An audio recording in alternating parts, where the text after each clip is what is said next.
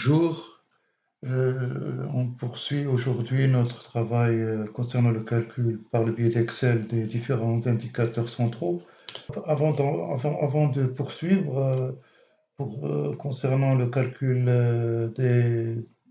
des autres indicateurs, parce que la dernière vidéo, on avait vu le calcul de la moyenne arithmétique en utilisant un exemple assez simple avec un tableau, hein, et on a essayé d'utiliser les formules que propose Excel pour calculer la moyenne arithmétique. Sauf que les données, comme je l'ai dit dans la précédente vidéo également, quand les données sont présentées, par exemple, comme c'est le cas ici, sous forme de tableau, où il y a des classes, le calcul de la moyenne, hein, et plus ou moins, disons, il n'existe pas de formule directe au niveau d'Excel pour calculer la moyenne, hein. On a vu que, par exemple, dans ce cas, on a cherché d'abord les centres de classe, et après avoir calculé le centre de classe, on a calculé le produit des effectifs avec ces centres de classe, sans faire la sommation. Puis après, on aboutit à la fameuse moyenne qui est ici de 81 minutes. Mais quand on a un tableau ou un jeu de données présenté sous forme de tri à plat, disons, où les données sont individuelles, pour chaque unité observée, on a sa valeur, on a en face la valeur de la variable. Là, on peut utiliser directement, et c'est le cas de la plupart des logiciels statistiques, ils utilisent les tableaux de tri à plat pour pouvoir calculer directement tous les indicateurs qu'on a vus, les indicateurs de tendance centrale. Maintenant, on va illustrer un peu ce que l'on vient de dire par le biais d'un exemple. On va essayer de créer un tableau, un tri à plat avec une seule variable, par exemple. On va passer à une autre feuille. On passe ainsi à une nouvelle feuille, hein, pour réaliser un exemple pour illustrer ce qu'on vient de dire. Alors, on va créer une colonne intitulée, et enfin là, ça va être les unités qui sont observées, hein, les unités observées, et puis en face, bon, on va noter ça comme variable, hein, la variable qu'on va étudier. Donc, on va essayer de créer enfin, une population fictive de à peu près 100 unités, d'accord? On va essayer de la... Donc 100 unités, par exemple, ici, ça s'arrête 100, 100, 100, 100, 100, 100. Donc voilà, maintenant on a 100 observations, 100 unités observées, et on va essayer de mettre des valeurs de la variable qui vont aller de 1 à 10. Hein. Donc on va essayer de les créer par le biais de la formule que propose Excel, de 1 à 10 comme minimum, et on 10. D'accord. OK. Voilà. Et là, on essaye de copier-coller pour les 100, c'est-à-dire les observations. On va essayer de coller ce vecteur. On va essayer de le coller et de le coller en dessous de la variable. Voilà. Voilà, maintenant c'est fait. On élimine l'autre colonne, on n'en a plus besoin. Donc voilà, on a des valeurs pour chaque unité observée entre 1 et 10. Hein. La variable, c'est observé, c'est la variable en fait qu'on a nommée variable. Hein. D'accord? Alors maintenant, on passe au calcul de la moyenne. On va utiliser, du moment que maintenant, là, c'est un tri à plat qu'on a sous les yeux. Hein. C'est un tri à plat de 100 observations, de 100 unités observées, et chaque unité observée avec sa valeur de la variable qui est comprise entre 1 et 10. D'accord? Alors là, on va essayer d'organiser un peu tout ça pour une meilleure visualisation. Donc, on va d'un, voilà, ça c'est la variable, ça c'est les titres, les titres de colonne. On va essayer de les faire dans une petite couleur, comme ça on sait qu'il s'agit de...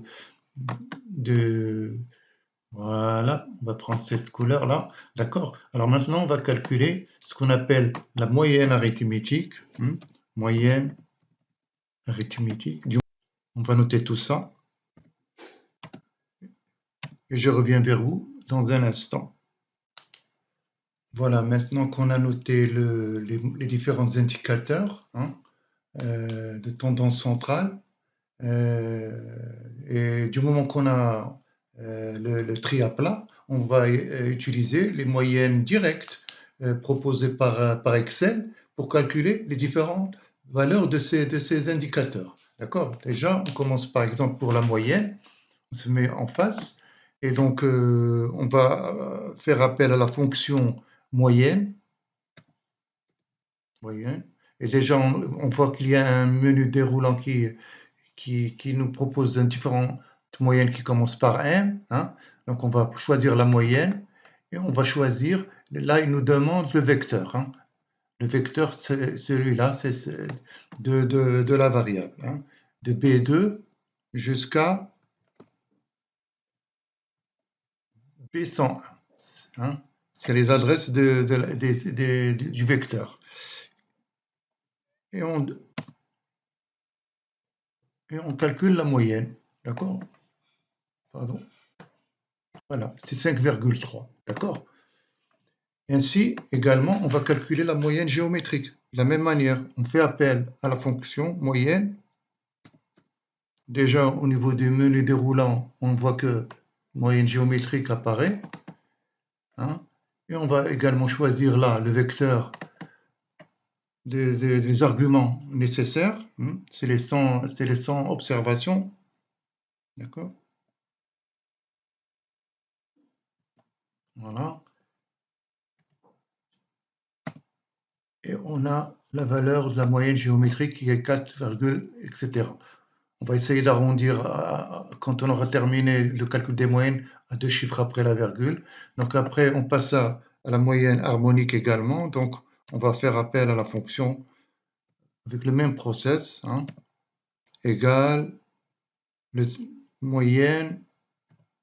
Si on ne fait pas le symbole égal avant de faire appel à la fonction, il va pas nous donner la fonction. Il faut nécessairement indiquer, mettre le symbole égal avant de noter le nom de la fonction. D'accord? Alors maintenant, on va faire appel déjà, bon, on va directement vers le menu déroulant. On choisit moyenne harmonique et là également, on va choisir le nom, la plage de valeur. Alors ça, c'est pour, je mets contrôle, flèche du haut, flèche du bas, et il me choisit tout le vecteur directement. Et là, voilà, j'obtiens comme valeur 3,47. D'accord. Maintenant, on va calculer la médiane. Alors, égale médiane, tout court. Alors là également, on va choisir le vecteur. CTRL SHIFT down. Et puis voilà. Et ça choisit. Et on a la valeur de la médiane. On passe au mode. Égale mode. Bon. Et là, on a mode multiple et mode simple. Comme je l'ai dit en présentant la partie mode dans les explications, le mode, on peut avoir au sein d'une série observée plusieurs modes, c'est-à-dire plusieurs valeurs de la variable qui correspondent à à l'effectif le plus élevé. Donc nous, on va choisir également, ou bien on peut choisir au niveau d'Excel de nous donner uniquement le mode simple, c'est-à-dire qu'il choisit le mode qui a le plus grand effectif, sans pour autant indiquer également une autre valeur qui a également le même nombre d'effectifs. D'accord? On va choisir mode simple, et on va choisir également là encore les arguments, contrôle flèche du haut, puis flèche du bas, et il nous donne tous les arguments directs, et voilà. Enfin, on va trouver le mode, c'est 6. Alors là, le maximum, c'est bon, c'est la fonction maximum, tout court. Alors, on met également ici égal ou plus, c'est la même chose, hein. Il, il fait appel à la fonction maximum dans la plus, c'est max, dans la plus grande parmi les listes de valeurs, d'accord? Là encore, c'est notre fameux, les arguments de la plage de données. D'accord, c'est 10. Bien sûr, c'est 10, hein. On a des valeurs de 1 à 10. Donc, certainement, là, comme on voit, le 10 est déjà atteint également. Donc, c'est le maximum. Le minimum, ça devrait être 1 parce qu'on a déjà des 1. On peut observer ici. On a déjà des 1, donc il va donner 1, 1. De toute façon, on fait on montre comment. Pardon. Alors, minimum, certainement, c'est min. Voilà, c'est min. Fonction min. Et là, on choisit les arguments. Également, là encore. Fiche, non.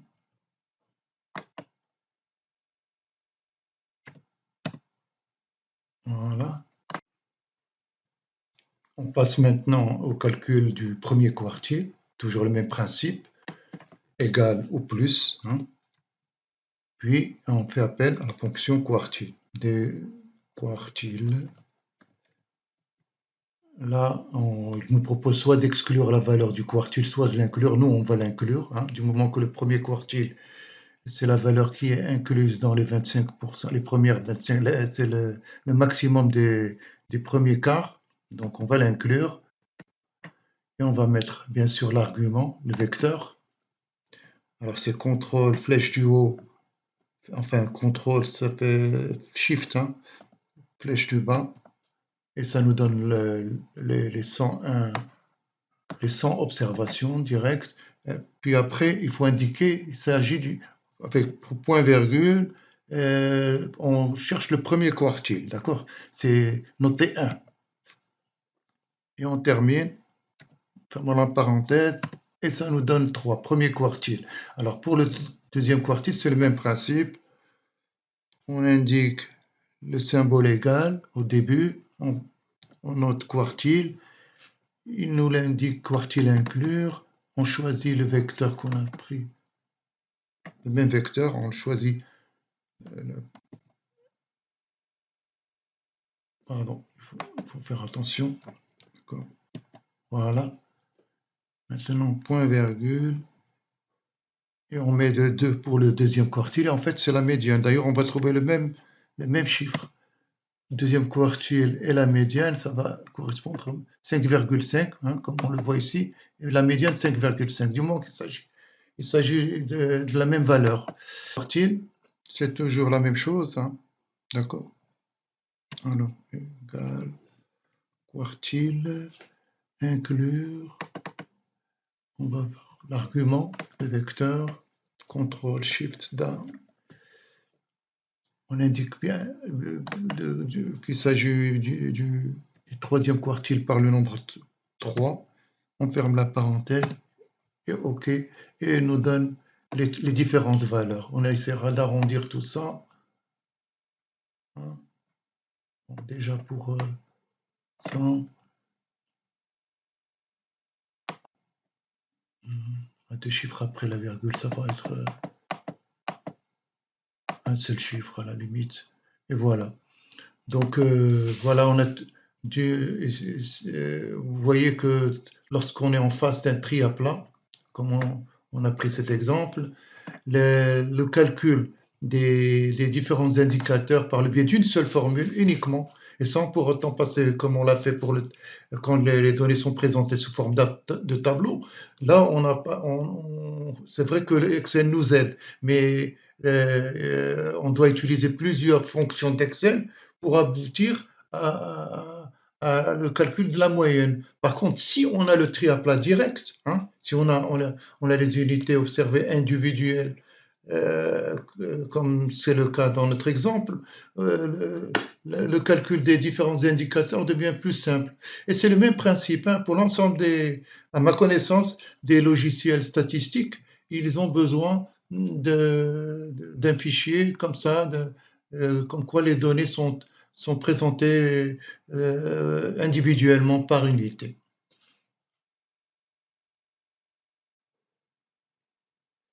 Maintenant, ce que l'on va faire, c'est d'essayer de tirer de déduire un tableau organisé en termes de modalités à partir de ce tableau de tri à plat et pour voir et comparer les résultats qu'on va obtenir hein, en calculant les moyennes, les médianes, etc. Et de les comparer par rapport à ce résultat qu'on a obtenu en utilisant des formules directes d'Excel. Donc, je vais essayer d'organiser tout ça dans un tableau et je reviens vers vous.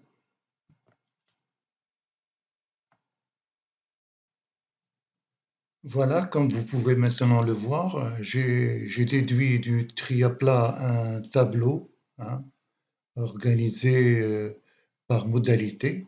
Par exemple, ici, j'ai la variable xi, c'est les différentes valeurs de cette variable de 1 jusqu'à 10. Les effectifs pour chaque variable au niveau du tri, ça, par ici, hein, c'est les nombres. Donc la valeur 1 de la variable apparaît 9 fois dans la série, la valeur 2 apparaît 8 fois, etc. J'ai besoin pour le calcul de la médiane, hein, j'ai déjà calculé l'effectif cumulé, c'est-à-dire j'ai pris le premier effectif, la première valeur, c'est-à-dire 9, hein, j'ai ajouté ici le deuxième 8 et j'obtiens 17, etc. 17 plus 14, j'obtiens 31. C'est ça l'effectif cumulé et à la fin j'obtiens 100. C'est bien ça.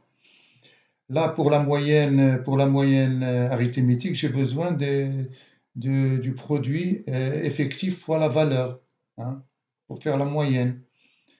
Pour la moyenne géométrique, hein, ça c'est pour la moyenne géométrique, j'ai besoin de calculer la puissance de chaque valeur par l'effectif qui lui correspond. Par exemple, ici c'est 1 puissance 9, ça fait 1. D'accord? Etc. Et donc également pour la moyenne harmonique, j'ai besoin de cette colonne. C'est l'effectif qui correspond à la valeur divisé par cette même valeur. Par exemple, ici c'est 1, l'effectif c'est 9, 9 sur 1 ça donne 9. D'accord? 8 sur 2 ça donne 4, etc. Et là, il faut bien préciser pour la moyenne géométrique, c'est, bon, je vais noter déjà, je rappelle les formules qu'on va utiliser par la moyenne. Donc pour la moyenne arithmétique, quelle est la formule? C'est x bar, 1 sur, disons, grand N, sigma des ni, xi. Pour i, variant de 1, jusqu'à combien on a de modalités ici? On a 10, jusqu'à 10. D'accord? Avec les sigma des ni, hein, égale à quoi? Grand N, c'est 100 observations. D'accord? Ça, c'est pour la moyenne arithmétique.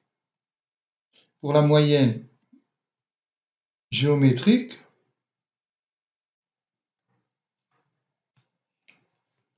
x bar égale à la racine énième de grand N, hein, le produit de toutes les observations, les valeurs, avec leur puissance, qui correspond à l'effectif de chacune de ces valeurs. C'est le produit x2, n2, jusqu'à x10, hein, la dixième valeur, xn, 10, avec bien sûr, grand N égale 1. On peut noter autrement, c'est-à-dire le produit de xi pour i variant de 1 jusqu'à 10 puissance 1 sur 100.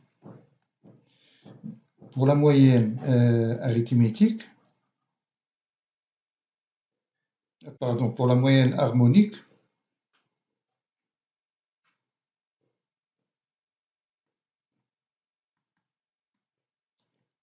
qu'on note grand H, c'est quoi? C'est la somme, comme numérateur, c'est les 100, hein, c'est le grand N sur 1, N1 sur X1 plus N2, l'inverse des valeurs, d'accord? Jusqu'à N, N6 hein, sur X6, d'accord? C'est ça la moyenne harmonique, d'accord? Alors maintenant qu'on a en face les formules, on voit que par exemple pour la moyenne géométrique, dont la colonne qui lui correspond, c'est celle-ci. Ici, ça correspond à un produit, hein. On a déjà calculé les puissances pour chaque valeur et on a trouvé ici le produit, hein, le produit des xi. Ici, c'est l'inverse, hein, la somme des inverses ici, pour la moyenne harmonique, hein. C'est la somme des ni sur xi, hein, d'accord? Et on a maintenant qu'on a ces sommations, et ça c'est pour la moyenne, bien sûr, la somme des ni xi pour la moyenne arithmétique. D'accord? Donc ça c'est un produit, ça c'est la somme de ce qu'on a ici, hein. C'est ni sur xi, c'est leur somme, parce qu'on en a besoin pour la moyenne harmonique, on a besoin de cette somme, hein, celle-là. D'accord? Maintenant, on va passer directement pour le calcul. Comme vous voyez, hein, pour calculer ces différentes moyennes, on a dû passer par plusieurs étapes, hein, à l'opposé de la formule que propose Excel, les formules directes. D'accord?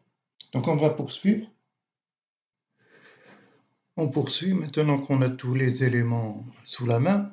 On va essayer de calculer chaque indicateur en commençant par la moyenne arithmétique. Donc la moyenne arithmétique, qu'est-ce qu'on va prendre? On va prendre le contenu de la cellule, hein, la somme des LIXI, ça va 530, hein, c'est H27 qu'on divise par 100. D'accord?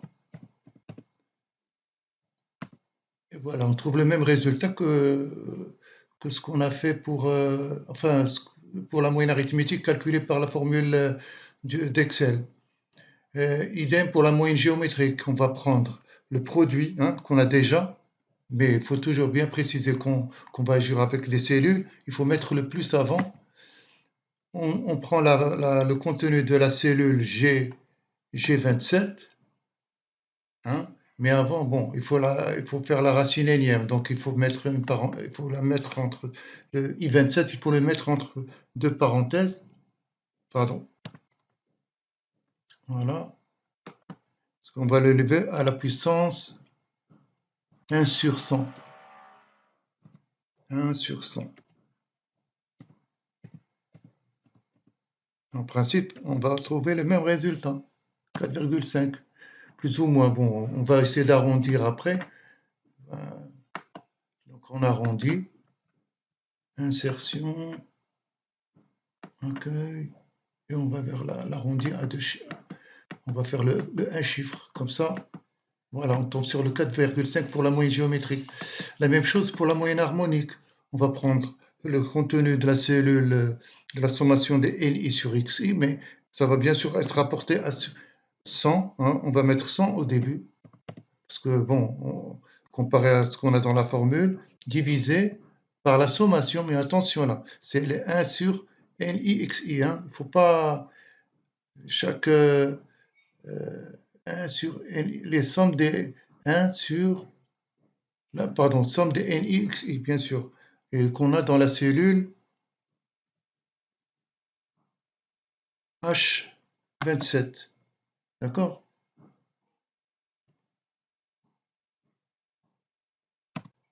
3,47, si on arrondit, on va trouver le même chiffre que ce qu'on a obtenu auparavant.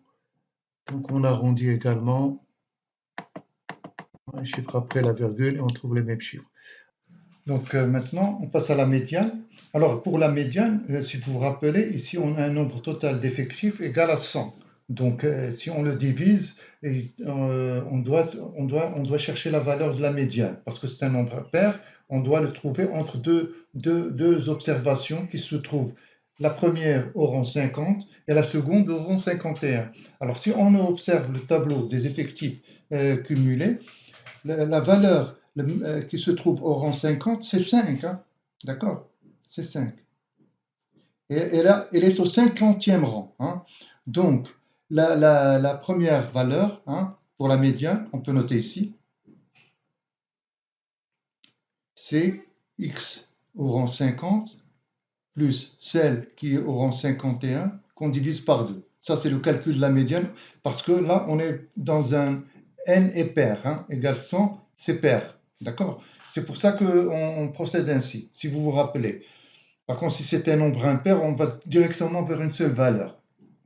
Maintenant, on est là. x50, c'est où? C'est la 50e valeur, hein, maximum 50 rang 50, c'est ici, hein, qui correspond à la valeur 50. Donc, obligatoirement, le rang, bon, on a ici déjà, on peut mettre 50, et celle qui correspond au rang 56, hein, se trouve au niveau de la valeur 6. Hein, d'accord?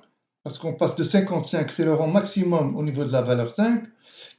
Le 56e rang qui vient juste après, il se déplace au niveau de la variable à valeur 6. D'accord? Et donc, pardon, là j'ai noté les rangs. Hein, il faut bien noter. C'est pas le rang qu'il faut, c'est x50. C'est il faut mettre la valeur du rang 50, c'est 5. Plus, comme on a vu ici, c'est le rang 6. Hein, c'est la valeur 6 qui est au rang 51e. Donc 6 plus 2, ça fait bien 5,5. Et c'est ce qu'on obtient ici. Hein, c'est la médiane. D'accord? On va noter directement 5,5. Hein, c'est la même valeur. Pour le mode, c'est simple.